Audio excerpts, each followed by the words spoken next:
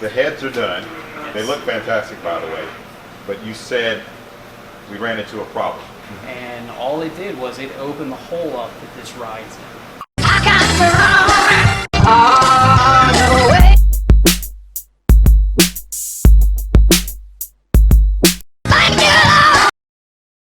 All of these pieces that came off of your bike look fantastic. There's no issues with them, but we have to replace them because of the amount of power that you're about to produce. This clutch is very good for the motorcycle it was designed for, but we're going to be stepping you up, you know, almost 40% in torque.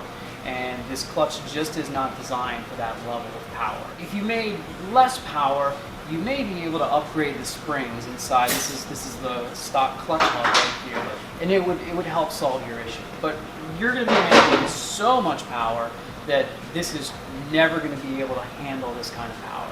And what I mean by that is, when you hit the throttle, the RPM is going to go up, and the mile per hour is going to go down. It's just going to slow down, and it will ultimately just completely burn and destroy your clutch. Okay. And if you put a stock one back in place, you would do the same thing to that. Right. So we're going to upgrade you to the Bandit clutch, which is a much stronger clutch designed for a lot more power. We're replacing, this is the clutch hub. We've actually already installed this on your motorcycle. It's steel and a much smaller diameter. Mm-hmm. Now the reason for the smaller diameter is we're going much bigger on, if you can see the difference here, we're going much bigger on the amount of friction plate surface on your clutch. So you can see from the stock to the Bandit, I mean, that's almost twice the amount of surface area. And that's what gives it the grab and the ability to be able to hold all this power that we're getting ready to make. So I call this the Cadillac of all clutches. They supply you with multiple springs, so we can change the amount of pressure that this is the clutch head pushes in on that clutch. And the reason why you would change this is your power levels change. So you may need more spring to be able to hold more power. Now, in the future, if I were to go with the 124 muscle, yes, or maybe Zippers come out with a new product, will the Bandit, is there room? Is there a limit to the torque this can handle? There is a limit to everything, right. But I will say this is such an expertly designed piece that wherever we're at in a street scenario, this is going to be able to handle it. So we run this clutch on our Muscle 124 kit, we run it on our Muscle 128 kit, we've run it at the drag strip, we've run it at the street. It's a very strong, well-designed part that you are unlikely to grow out of in the near future. In setting up for the installation of the Bandit clutch, you had to remove the primary, drain the oil out of it, take the clutch off the compensator. This is the clutch hub that holds the clutch assembly. So we take a snap ring off of this side of it. This actually protrudes through the bearing, and then we press it out on the press over there, and that is the stock clutch right there. What's going to go in place of it, obviously, is the Bandit clutch plates, which are the fibers, the steels.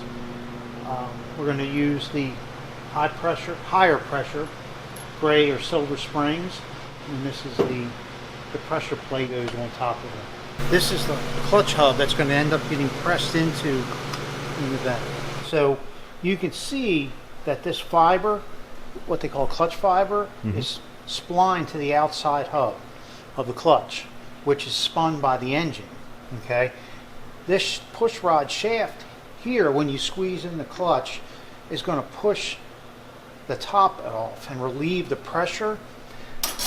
So that way what will end up happening is if you look in here, you know what, this might be easier to do it this way. You can see that this is splined to the center hub. When you turn this, if it were in gear, the wheel would turn. So you can see that steel spins, but the fiber doesn't, because it's splined to the outside. That spins with the engine. So when you let go of the clutch and it squeezes all of that together, the friction stops it and moves the bike forward. It'll start turning this shaft. Putting in the steels and the fiber clutches, I soak the fibers in the oil that it's going to run in, and just one at a time, putting them in, alternating them. I've already checked to make sure all the fibers and everything were flat, so there would be no issues with that. Shape a little small.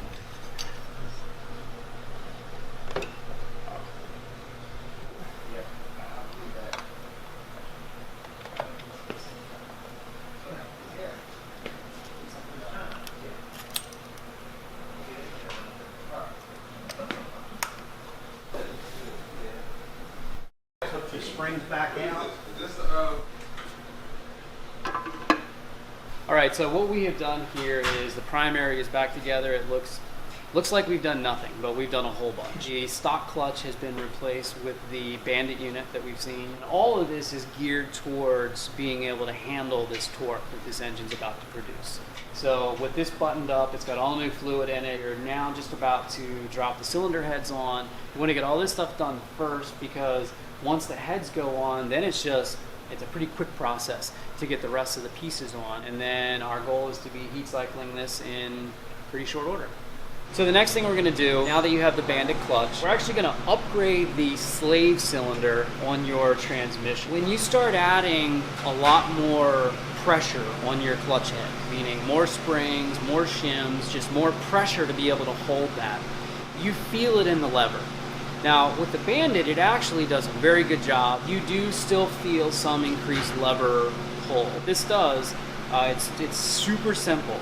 Because it's a hydraulic clutch, it changes the size of the piston, which changes the ratio of what you're feeling up at the clutch. So what does that mean in layman's terms? We're going to add a whole bunch of spring pressure to your clutch to hold the torque, and then this is going to make it super easy to pull in. So with that big clutch, if you add this, it's going to feel like a stock motorcycle when you pull on the lever. The heads are done. They look fantastic, by the way. But you said we ran into a problem. What we found, your guides have opened up. And it's just from running an abrasive. When this valve is going up and down, there was essentially an abrasive on this stem. And all it did was it opened the hole up that this rides in. So there's a very certain spec that you're supposed to be for clearance between the valve stem and the valve guide and the cylinder head, and yours were loose. And we knew that was going to be a problem long term. So in the sake of reliability, we replaced all 8 of your guides to be able to put your heads back into spec. So, but what we did, we reused all of your valves, all of the other pieces are the same. It was only the guide down inside that we had to change. But in doing that, we had to cut a valve job to recenter everything. It's just like when we baseline your motorcycle. We want to make sure that everything is right before we put our performance parts on. And pretty much everything has passed on your motorcycle except for excessive oil in your chamber. Right. And you can see where not only did it just make everything dirty, it was physically wearing parts out inside your motor. Wow. So this is a stock Milwaukee 8-cylinder head and the stock guide that's down inside it. And again, if everything is in spec, they're great parts. We would have no issue with it. But yours were out of spec, so we had to replace it. This is actually a head that would go on one of our muscle kits that's been fully ported, but it's at this level where it's a known that we're going to replace the guides. So you have the same guides that we would have put in a much higher end cylinder head, and because this was the easiest way to repair the issue that you had. So after we replaced the guides and cut a new valve job on all 8 valves on both cylinder heads, we went through and redecked the cylinder head to put a nice clean surface finish for the new gasket. See how nice and shiny that is? We've reused the stock beehive springs and we put new valve seals on. So everything in terms of oil control has now been replaced on your cylinder heads and cylinders. So with all this stuff new, it should be an exceptionally reliable package.